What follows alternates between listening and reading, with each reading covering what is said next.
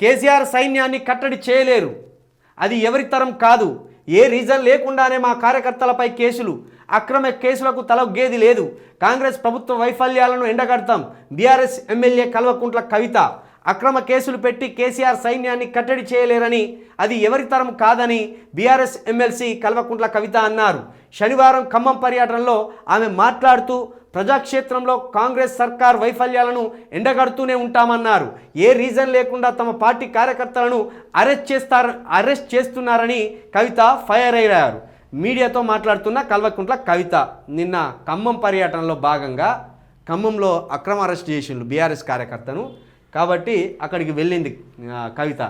అక్కడ జాగృతికి సంబంధించిన కార్యకర్తలతో పాటు ఈ బీఆర్ఎస్కి సంబంధించిన కార్యకర్తలతో ప్రత్యేక సమావేశమై కార్యకర్తలకు భరోసానిచ్చే ఒక ఆలోచన చేస్తున్నది. ఒక దిక్కేమో ప్రభుత్వం మీద కేటీఆర్, హరీష్ రావు పోరాడుతున్నారు. మరొక దిక్కు క్షేత్రస్థాయిలో విస్తృతంగా ఒక 10-15 రోజులుగా కవిత పర్యటనలు చేస్తున్నారు.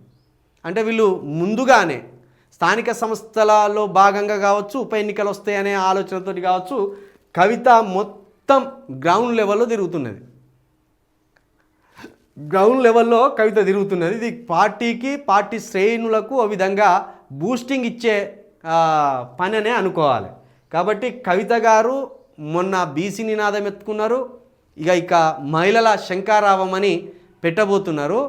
మరి ఈ దెబ్బతోటి ఇటు మహిళలు కవిత వైపు టర్న్ అయితే, కవిత మహిళల పట్ల స్టాండ్ తీసుకొని ఈ 2500 రూపాయలు కావచ్చు, ఆ మహిళలకు రావాల్సిన మిగతా పథకాలు కావచ్చు, వాటి మీద బలంగా కొట్లాడితే ఈ కాంగ్రెస్ పార్టీ మరింతగా ఊపిరాడని పరిస్థితికి వస్తుంది.